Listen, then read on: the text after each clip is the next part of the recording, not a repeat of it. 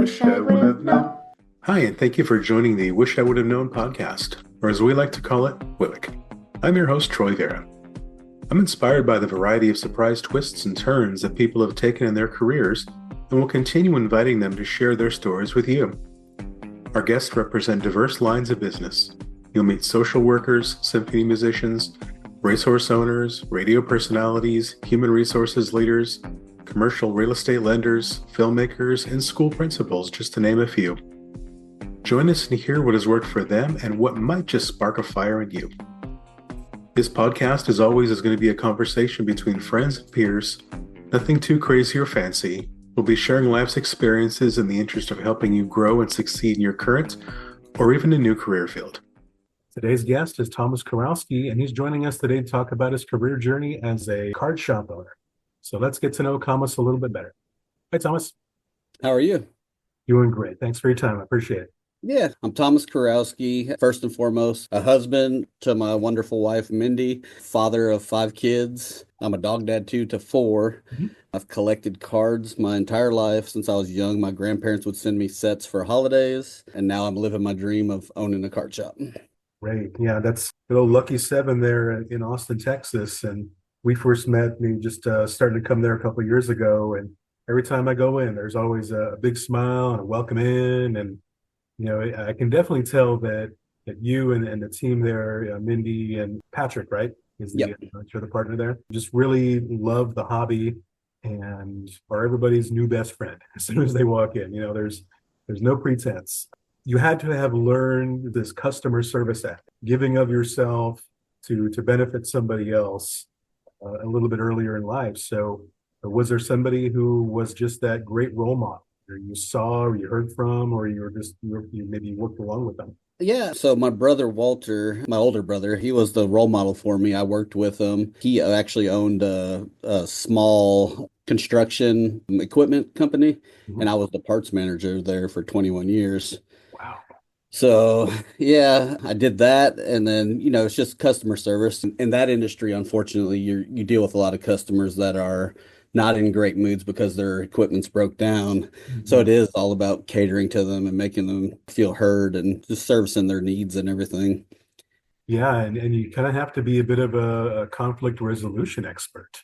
Correct. Because somebody could come in and just blame you for what happened on their job site. Yeah.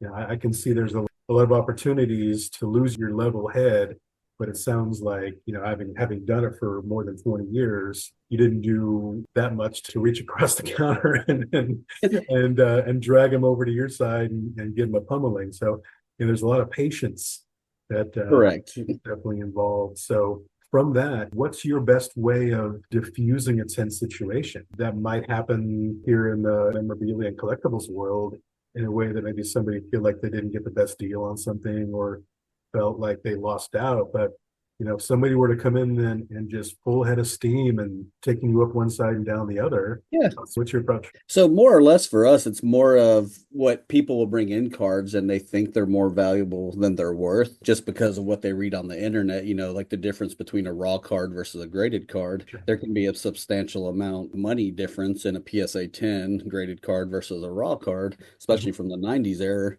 And so really it's more not diffusing, it's just showing them the correct sales, the correct comps of everything. And so, we just make sure we take the time to, hey, this is what this card sells for in this condition. This is what it sells for as a PSA 10, and then we'll help them evaluate, hey, this card doesn't even have a chance at a PSA 6. And then it's realistic expectations. Yeah, kind of seek first to understand. And these people have a lot of pride in what they have. And Correct. It's almost like you're insulting a family member. No, yeah. My dad gave me this card. He told me it was worth $10,000. That's exactly what it All is. due respect to your family, and I'm sure your dad was a great guy. This Wade Boggs rookie really isn't selling for that much anymore. Yep. That's 100% right. And you mentioned some terms and phrases that I'm familiar with, but our listeners probably wouldn't be. You had comps, you had some PSA. So comps is is basically what's out there, right? How Correct. their sales are going. Yeah, what the sales are, what the typically we're going to look at comp from the last week, month, just to see what they're selling for. And we take the average of those, and that's the price we go with. And that's what we refer to as when we say comps. So, what do you use as the basis for the research? So typically it's going to be eBay sold comps. Mhm. We use an app called Card Ladder, which filters off all the different auction houses, Golden, PWCC, eBay. So it gives us more than just the eBay insight. Okay, so it's not just one person's opinion or Correct. kind of a shooting star valuation. It's technology helping out to justify how you Yep. price something out. And then PSA is what? So PSA is actually one of the grading companies. There's several out there. Their prices reflect the best for the market. They fetch the most when it's a PSA graded card versus a Beckett graded card. So yeah, PSA is just a grading company. So it's almost like when you buy a car and it's got a good KBB or Kelly Blue Book rating. Correct. This is a justification for what you could get, what you're charging, Yep. and the actual tangible, realistic value here and now. Yeah, and they grade the card on a scale of 1 to 10, which 10 being perfect, a 1 being poor condition. Sure. And I'm sure there's a lot of old cards that are floating around from big names, Mickey Mantle and Jackie Robinson and all that, that have seen some day. They may not be exactly perfect, but For sure. these sprayed edges and these rounded corners might still get somebody a card that's pretty valuable. Oh yeah, I mean, there's plenty of cards that were put in bicycle spokes that will grade a PSA 1 and still fetch several $1,000s, you know. So I guess whoever has those in their collection, maybe dig through, kind of go through their old grandpa's footlocker, and Yep, for sure. there could be a new kitchen remodel in your future. In general, as you're coming up, both through the parts department and as a shop owner, what's some advice or maybe a little bit of a kick in the shin that you got that gave you some more fuel to say, you know what, I'm going to show you. What's something like that you heard or you experienced? Yeah, so I mean, I was told a lot that my dream of owning a shop wasn't realistic and not sustainable. A lot of people thought, hey, it might last for a year and then he'll be coming back to work here. Or so it's just proving people wrong, I think. And then showing my kids, my family that hard work pays off and never give up on your dreams is a big thing for me and truly my wife, Mindy. I'm not young, so I was about to be 40 and she asked me, she was like, you're a little bit unhappy with your job now, so what do you want to do? And I told her and we just went with it. And within 3 months, we opened the shop. And well, I always tell friends that life is good with the right person by your side. To have a supportive wife, friends, and family really makes the difference when you're Yep. sitting there weekends, maybe what would be a holiday or during a hot vacation time. You put in that work, you've really created a good legacy, trustworthiness, and quality in the And area. and that's the goal at the end of the day. The goal is to show the kids that be honest, you can earn an honest living, just Yeah. hard work and to show them all the right morals and ethics of life. Yeah. And so, Yeah, and I've been there too. Speaking of kids, when somebody will come in, either a youngster by themselves or maybe with their parents, and they've got dollar signs in their eyes, and heard how you work with them. yeah. You don't just say, "Hey, beat it, kid. That card's worth nothing." You really kind of show them and say, "Well, this is what's happening. This is what this player did. Maybe they're hurt right now. Hold on to it. And Yep. maybe in a couple of years it'll be worth something. But if it's worth something to you, keep it." Yep. And that's a way of kindness. When I was younger, I used to go into shops and I would almost get laughed out by this one guy, and I, glutton for punishment, I kept coming back. Same, I same. had, I had a Mattingly, or I had a Boggs, or I had a Ricky Henderson, and this guy named John would just kind of lower his glasses, look at it, scoff, and say, "This is worth nothing. Don't waste my time, kid." And I'm just like, whoo, crushing, but it didn't drive me out of the sport. It just drove me out of his shop. you know? Yeah, I mean, it's not, it's tough because it kind of reminds me of The Simpsons, the card shop owner in The Mhm. Simpsons, where he wasn't the friendliest person. But no, like it's for us, do you get tired of seeing the 90s stuff that nobody wants? And sure you do. But at the same time, to me, you're teaching somebody something, and if nobody tells them right from wrong, how are they ever going to improve that situation or learn about those cards? And I'd rather tell somebody the truth about a card, whether we buy it or not, and just have them knowledgeable if they do go somewhere else and they're told, oh no, that $1,000 card's only worth $50.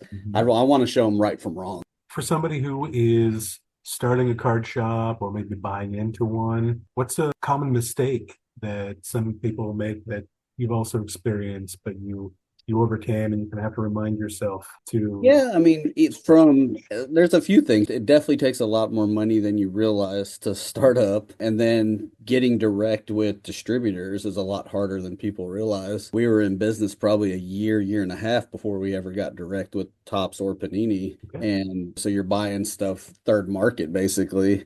And so your margins are just so thin that you're barely scraping to pay the rent. Yeah, they say when you run a business, kind of expect the first 3 to 5 years of just being on your own dime and Yep, pork and beans and going to fast food for special nights. for sure. But I've seen you and your wife, Mindy, just really enjoying life together and working together, and that also takes a special bond. For sure. I actually hear a lot of people say, oh, there's no way I could work with my wife, but we really don't have that problem for the most part. And do we argue every now and then over something? Or, yeah, but we just move on and keep pushing. Yeah, so then you probably mark her down as your biggest advocate in this life, right? 100%.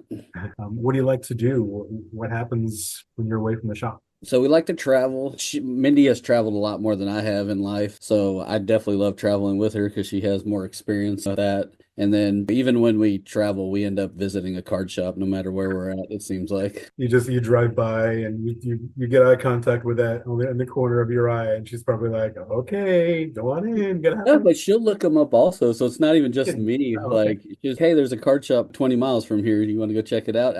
We like to see other shops Mhm. to figure out how we can improve our shop or become better. Yeah, do that market research. For sure. There's that online competition, but you can't replace tangibly holding the products. Like I agree the 100%. stores like half price books. You're gonna go, you're gonna flip through, and you're gonna feel it, and just have that unmistakable connection with something. And that Yep. helps with the purchase process. You might I agree stand there and 100%. say, you know what? I have this in my hand. I'm this close to taking this home. Does it make sense? Does it work? What are some things that are in your industry that you'd like the shop to either be able to do? Of course, you don't want to tip any hands or anything, but is there something that's happening in the industry that's going to help with Lucky Seven? You're excited about? Yeah, so we really want to push to get our online breaking, which is opening cards, selling singles online, like in live streams. We really want to push that. And then as well as just like our online shopping, like our website, a little more functional so people can purchase goods through that. There's a platform that some friends of mine use called Whatnot. Yes, we're on there regular. Okay. Yeah, it's really exciting and it bridges the gap. You may not have somebody who can always come in, but they can hit the shop virtually, and you still have that brand equity. You still have that trust. Correct. And yeah, I know you're really active on Instagram, and we'll talk about that one a little bit later. But as you do your work, when you're there at the counter, when you're buzzing around the office, what are some of the things that mean the most to you as far as how to get through to Thomas? What's your work like? For me, it's recognition and understanding. What's yours? I agree. I think the recognition, respect, and just we hear a lot like a kid will come in and be like, this is my favorite store and I want to see them. And so like it's awesome. It's just a great experience as far as that goes. I just want it to be a memorable place for people. And whether I see customers, like I saw a customer at the Cowboys game and he was like, hey, that's the owner of Lucky Seven. And I was like, yeah, we have a life outside the card shop too. And it's just funny because a lot of the little kids really look up to you. And Yeah. so it's like that admiration, respect, stuff like that. It's just nice. Yeah, kind of like when we're kids and we see a teacher at McDonald's. I remember It's being just in grade just school. like that. Oh my gosh, that's Mrs. D. Oh my gosh. Hi. And then run away. And our kids absolutely hate it. They're like, everywhere we go, somebody knows y'all. And we're like, yes, but I mean, this is what we do. We work with the community pretty much every day. And so Dad, do you have to talk to everybody? that is literally what it becomes. Hey, when you're 16 and you get your first car and I'm paying for that car, you'll thank me. Right. What's something that you wish people knew about you? Like you were saying earlier, a life away from the shop. What's something in the Thomas trivia category? So for me, I mean, I'm technically my wife calls me an artist. I don't call myself an artist, Mhm. but I can draw, paint, all that stuff. So Nice. What's your preferred medium? Do you pen and ink? Are you I acrylics, like a watercolor? lot with like the color pencils, some watercolor. Mhm. Don't really have a whole lot of time to do that anymore, but Yeah, oftentimes I'll ask my wife, is there a movie that you want to watch? And I'm going to hang it over here at the kitchen table and I'm just going to draw for a while. It'll be like on a yeah, Sunday and I'll just have an idea or two or just create something for the sake of creativity. We don't yeah. always have to be task driven. That's interesting and fun that you have that artistic bend. So when you were younger, did you have aspirations of being an artist? I did. I wanted to go to art school. My mom died my freshman year, so that kind of deterred me. I wanted to stay around here versus going off to school. I had art scholarships, so I didn't do any of that. So it was either be an artist or I wanted to own a card shop since I was young. Well, there we go. Fulfilling life's dreams. Do you have a certain artist that inspires you, either with the style or like Mad Magazine? I used to love Sergio Oh, Mad Magazine Aragonés is and Jack absolutely Davis and that kind of amazing. stuff. Um, but yeah, I mean, like all the old school artists, Leonardo, all them. Of course, we studied all them. Picasso, that's probably one of my favorites for sure. Just more of that abstract. Yeah, it gives you the freedom just to create without any constraints. You know, Dali and Picasso and all of those classic names who now are valuable or popular were completely misunderstood. People Yeah. thought that they were lunatics Oh and yeah. turned their back on them, even Van Gogh during a lot of this period. So, having that artistic side, I'm sure also gives you a little extra enjoyment of looking at cards and some of this memorabilia because some of those inserts can be really creative. You're 100% right on that. I mean, some of them, I always go, man, I wonder what it'd be like to if what I created a card, and I look at stuff and I'm like, I don't think I would change this card at all. I think it's perfect the way it is. And some of those 90s cards have some of the best inserts that I've ever seen, Mhm. especially like the Fleer metal, that kind of stuff. But yeah, I definitely enjoy the way certain cards look. Yeah, I've done a few favors for friends and family and designed cards for their kids, soccer, baseball, softball, football, whatever happens to be. And I always think, I could probably do this for a living, but after a while, the gloss would fall off. And here I am just designing something again, deciding something again. But there are some of those top sketch cards, for instance, that are the limited edition. And those are the ones that are really neat because it's just kind of a one-off, even a quick sketch that somebody probably does at a show while somebody's sitting in front of them at a press conference or something. Yeah, yeah, we actually just bought a Topps. It was Phil Nicro. We bought his top sketch card, and it's actually like cut out and everything, but it's all pencil drawn. I mean, it looks absolutely awesome. So who's in your personal collection, your PC? That one athlete or maybe a certain team that every time you see them, you pick them up, regardless of if they're a 5 cent card or a $500 card. So for me, it would be Michael Jordan one, and then Dallas Cowboys two, unfortunately. Well, I'm a Bears fan, so I like the Bears we're too. I do comfortable with collect Walter suffering. Payton. Yeah, Walter Payton, that's definitely my other one I collect. So Sweetness. Yep.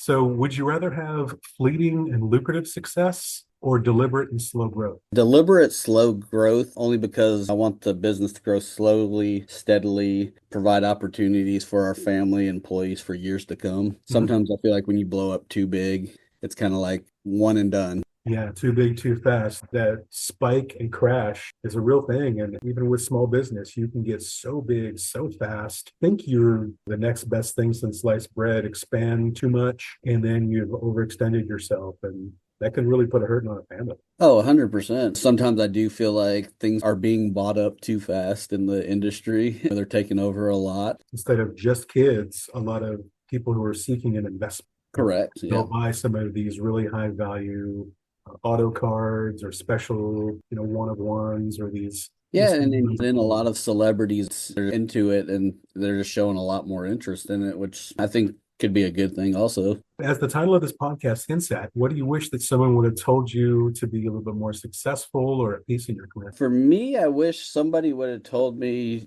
don't be afraid of following your dreams. Up until my wife really pushed me for the card shop, everybody shot the idea down. Just so maybe just more of a positive influence in terms of follow your dreams and goals and never give up on them. That's really powerful. And so, probably to that end, you've got your favorite refrigerator quote or something that's on a coffee cup. What's a quote that rings in your ears? So one that truly drove me, and made me want to start the shop, Mhm. what an old boss told me, he who has the gold makes the rules. Mhm. When we asked for permission for something, and that always stuck with me because I thought that was the worst thing you could ever tell somebody. He basically told us no, and that was his reasoning for it. And that truly just stuck with me till this day. Yeah, and the mindset of taking calculated risks. Yep.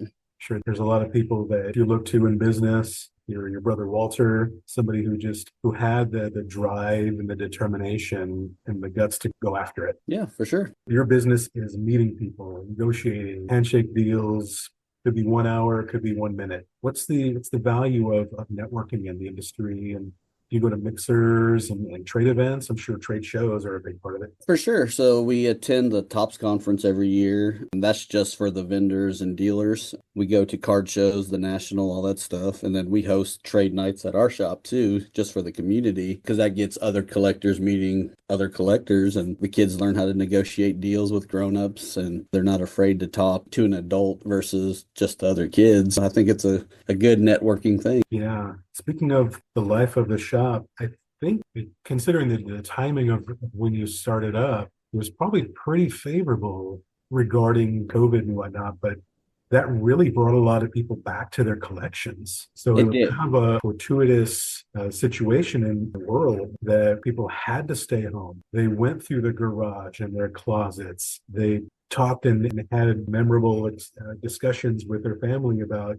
when I was a kid and there was no electricity, this is what we used to do. We'd light candles and play Monopoly or whatever that thing is. And it drove people back to their collections. Unfortunately, lockdown and COVID, I mean, or fortunately, I shouldn't say unfortunately, it really did. It drove people to boredom, which made them pull out collections to sort and figure out what they are and what they're worth. And it definitely drove the market there for a little while. So, what would you say is your strategic career for the next 3 to 5 years? Obviously, still pushing the shop forward. I'd love to open a second shop, probably, maybe more in the north location, something like that. We hear that a lot. We're asked all the time if we want a franchise. But it's hard to find people that want to work that you trust to deal with cards.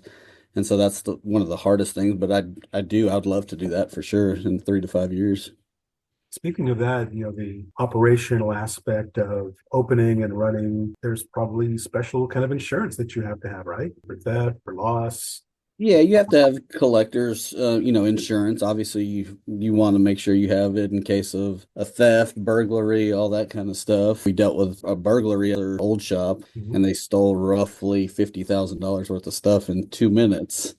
Gosh. And so Wow. when we moved to the new shop, obviously, we invested in heavy duty security doors, overnight security. There's a lot that goes into the shop that people don't realize what it takes and the other part of it. Once you're broke into like that, you lose a lot of sleep for a long time. Oh, yeah. It's easy to feel paranoid and try to figure out, well, who did it? How can I get my revenge? But I guess that's what you have to do to just file all the reports and hope everything settles out and Yeah. take those corrective actions to make sure it doesn't happen again. So with your social presence, I know you're on Instagram quite a bit. So I've got you down here as Lucky7 with number 7 underscore cards. And we'll Yep. put that in the description so everybody has a chance to the link and check stuff out. And also know that you host trade night, special events, not just connected with Tops, but you have your own Correct. events, right? How does somebody get on schedule for that? Can you sign up for an email, like with a text messages or what the announcements? Yeah, typically if you come into the shop, you can sign up for text messages, or we always post it on Instagram and Facebook. Okay, sounds good. You've got a really good reputation, and I can tell a lot of people really enjoy coming there. And if I was a youngster, I'd be scoping out if that would be my first job because I love to just kind of go in there and be around the cards all day. So do you hire from the community or We how do do. you typically do that? It's really just a matter of which direction we're going to take things. But yeah, we're definitely looking to hire probably a couple people here in the near future. Just stop in and we'll give them an application or reach out on Instagram or however. All right, that sounds good. Make sure to follow Lucky Seven Cards on Instagram. We'll link them in the description. Thank you again for taking time to enlighten us with your experience and sharing some inspiration. You too, Troy. Thank you. This has been Troy Vera from the WIWHK podcast. Join us again, and we appreciate your time. Wish I would have known.